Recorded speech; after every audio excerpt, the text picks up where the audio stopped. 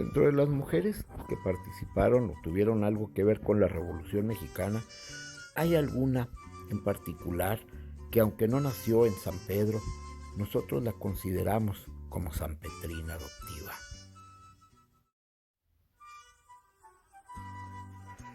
Una de las mujeres que sin lugar a dudas jugó un papel muy importante en el desarrollo del proceso de la Revolución Mexicana fue doña Sara Pérez Romero de Madero.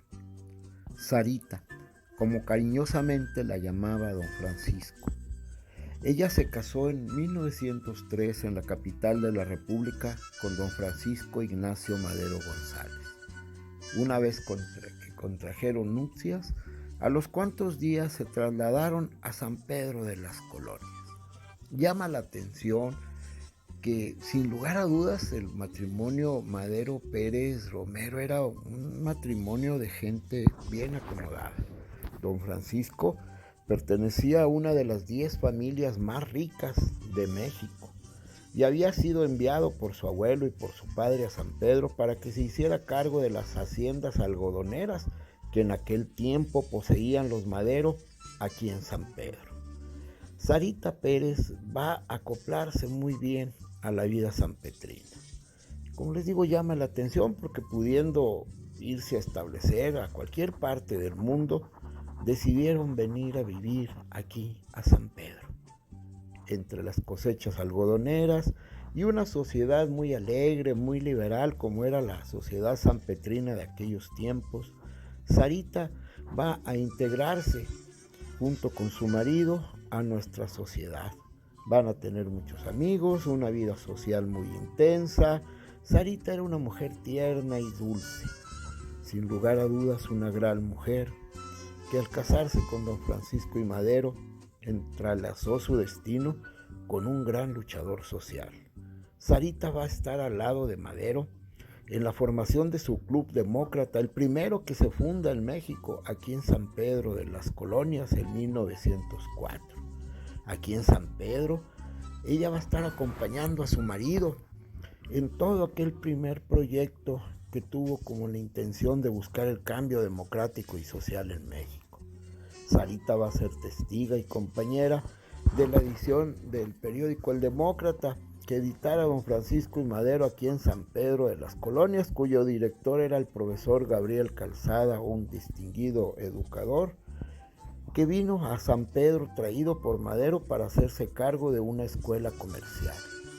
Aquí seguramente Sarita intercambiaba puntos de vista con su marido acerca de lo que se publicaba en el Demócrata, que era el órgano oficial del Club Demócrata Benito Juárez que fundara don Francisco aquí en San Pedro, y que fuera el primer club que se fundara de esta naturaleza en México entero.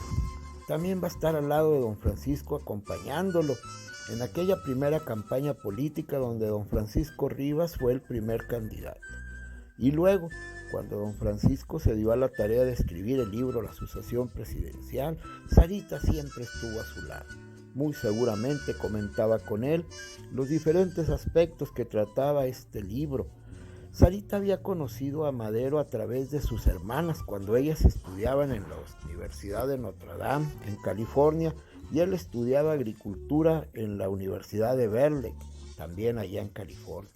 Fue un romance largo. Sarita era varios años mayor que don Francisco, pero siempre tuvieron buena relación.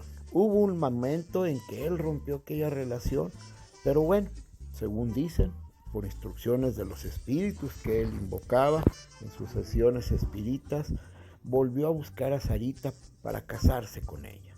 Formaron un bello matrimonio. Él se expresaba muy tiernamente con ella y bueno, el Señor no les dio la dicha de ser padres a pesar de varios embarazos que tuvo Sarita, pero aquí en San Pedro, Sarita y don Francisco prácticamente adoptaron a muchos niños, entre ellos Soledad González, los hermanos, en fin, un gran número de niños, los hermanos Moncada, un grupo de niños que quedaron huérfanos y ellos los crearon. Sara va a estar al lado de don Francisco y Madero en sus campañas políticas y también va a ser testigo de aquella insidia, de aquel complot que se armó por parte de los reaccionarios encabezados por el chacar Victoriano Huerta, apoyados por la Embajada de Estados Unidos, que van a traicionar a don Francisco. Se va a enterar penosamente del asesinato de su cuñado Gustavo Madero, que fue vilmente asesinado por órdenes de Victoriano Huerta, de Blanquers y de todos aquellos que traicionaron a las instituciones establecidas en el país. Sarita va a ir a reclamar penosamente el cuerpo de don Francisco. Va a llegar a la morgue a pedir el cuerpo de su marido y en aquel lugar va a pedirles que le den permiso para traer el cuerpo de Madero a San Pedro, donde más lo apoyaron, donde más lo querían y donde dijo Sarita no había traidores. Al final de cuentas, don Francisco y Madero fue sepultado en el Panteón Francés en la capital de la República. 10 años duró su matrimonio, un matrimonio amoroso, un matrimonio lleno de detalles. Sarita va a fallecer en 1952. Le va a sobrevivir muchos años a don Francisco y Madero. Como hemos mencionado ya en varias ocasiones, en la Revolución Mexicana las mujeres participaron de diferentes maneras en diferentes trincheras. Aquí en San Pedro de las Colonias nació en el año de 1889 un personaje muy interesante, una soldado, Petra Herrera Sánchez. Algunas fuentes señalan que nació en el mencionado año de 1887, algunas otras mencionan otras fechas. Se dice que nació en el rancho de San Patricio, algunas fuentes dicen que fue en Hilo y otras que nació aquí en el área urbana. Su familia trabajaba en una de las propiedades de los Madero y ella misma laboraba desde muy joven en las tareas del campo, en las haciendas algodoneras de los Madero, aunque se dice que ella era muy afecta a montar a caballo. Desde muy chica demostró dotes para domar potros y montar ese tipo de bestias. Se dice que siempre gustó de vestirse muy como hombre, aunque no existen testimonios ni datos de otra cosa. Se puede decir que ella se vestía, como decimos aquí en los ranchos de San Pedro, pues era como marimacho. Le gustaba hacer las cosas que hacían los hombres. Era buena, según cuentan sus familiares, era buena para el trompo, era buena para pelear, era buena para tirar. Y cuando don Francisco y Madero convocó a la Revolución Mexicana en 1910, Petra Herrera va a participar en la primera etapa de la revolución. Algunas crónicas la mencionan, siendo parte de las tropas maderistas que van a tomar San Pedro de las Colonias el 26 de abril de 1911. Petra Herrera, hay que aclarar, ella no fue una soldadera, ella fue un soldado de la revolución, porque las tareas de una soldadera eran atender a los juanes, a los que luchaban. No, Petra fue un soldado. Como señalamos, se menciona que participa en la toma de San Pedro de 1911 y también va a estar en la toma de Torreón el 10 de mayo de 1911. Ella era soldado, ella era luchadora. Ella inclusive llegó a cambiarse el nombre en las listas de raya de la entonces Segunda División del Norte del Ejército Liberador de Madero. Aparece con el nombre de Pedro Herrera, ya que en aquellos tiempos pues eran costumbres muy machistas. No era bien visto que una mujer realizara tareas de hombre, ni que mucho menos participara en la lucha armada. Su fotografía, inclusive en algunas publicaciones, es confundida con la de algunas otras revolucionarias, porque fueron muchas, no fue la única que tomó las armas. Hubo también otras mujeres que participaron de manera armada. Una vez que Madero es asesinado en 1913, Petra Herrera va a volver a tomar las armas. y va a participar en la Revolución Constitucionalista. Se le menciona en varias crónicas de las grandes batallas de la División del Norte, en la toma de Gómez Palacio, en la toma de Torreón. Inclusive se menciona el caso de que en la toma de Torreón es tan brillante su colaboración, su trabajo, y también en la de Gómez Palacio, que el general Agustín Castro la propuso para que fuera elevada al rango de general, ya que ella organizó un grupo de mujeres que combatieron contra el gobierno usurpador de Victoriano Huerta. Pero la propuesta para que Petra Herrera fuera elevada al rango de general fue tajantemente rechazada por el general Francisco Villa. Se cuenta que cuando se le presentó el caso a Villa, él de inmediato lo rechazó y dijo que no, que las mujeres al metate. Hay que recordar que independientemente de sus grandes méritos revolucionarios, de su gran historia, Francisco Villa era misógino, era macho, a lo macho mexicano, y en aquellos tiempos pues no era bien visto que una mujer tomara las armas. Como les decimos, ella participa en la Revolución Maderista, luego está en la Constitucionalista, en la toma de Torreón, en la toma de San Pedro, va a estar en Paredón, va a ser herida gravemente en la toma de Zacatecas y posteriormente va a regresar a San Pedro de las Colonias, donde según algunas fuentes va a fallecer en el año de 1917 en aquella epidemia de gripe. Petra Herrera tuvo el valor de luchar en contra de la usurpación, en contra del porfiriato. Ella, con las armas en la mano, defendió los ideales de don Francisco I. Madero y luchó contra su asesino Victoriano Huerta. Desgraciadamente, sus méritos revolucionarios en aquel momento no fueron reconocidos por el Centauro del Norte, aunque ella seguía ostentando el grado de coronel, siguió participando. Ella volvió a tomar las armas, como mencionamos, está en la toma de San Pedro, está en Zacatecas, está en esas grandes batallas de la División del Norte.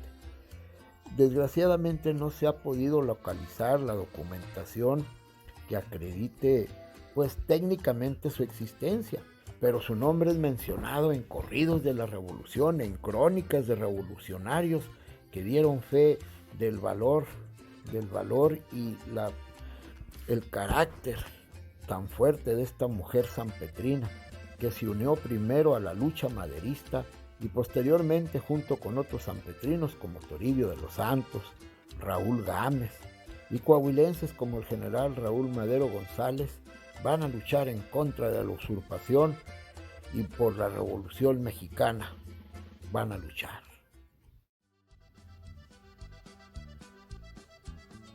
Otra de las mujeres que tiene una distinguida participación en diferentes etapas de la Revolución Mexicana y en diferentes aspectos fue Soledad González Dávila, que nace, según algunos de sus biógrafos, en 1887 en San Pedro de las Colonias, en el municipio de San Pedro. Aunque algunas de sus biógrafas, como la profesora Patricia Campos, señala que pudo haber nacido también en el estado de Zacatecas. Según se cuenta, Soledad González era hija de una trabajadora doméstica de la familia Madero. Como sabemos, los Madero no tuvieron descendencia, pero don Francisco y Sarita prácticamente adoptaron a muchos pequeños. Uno de ellos fue precisamente Soledad González Dávila, cuya madre trabajaba como lavandera en el hogar de los Madero. En esos tiempos, don Francisco y Madero ya había iniciado la lucha en contra de la dictadura de Porfirio Díaz. Y va a iniciar un movimiento democratizador en San Pedro de las Colonias. La dictadura de Díaz había logrado el progreso económico del país, pero la desigualdad social era tremenda y había que cambiar el estado de cosas. Por eso Madero funda el Club Democrático Benito Juárez en San Pedro y publica su periódico El Demócrata, donde da a conocer esa información. Soledad González Dávila va a estudiar en una de las escuelas que establece don Francisco y Madero, la escuela comercial entonces llamada Laguna. Los Maderos se dedicaban en San Pedro, como hemos mencionado, al cultivo del algodonero, y ahí van a tener pues muchas ganancias. La inquietud política de Madero lo va a llevar a participar en las elecciones democráticas de 1904 y luego va a publicar su libro en San Pedro, La sucesión presidencial.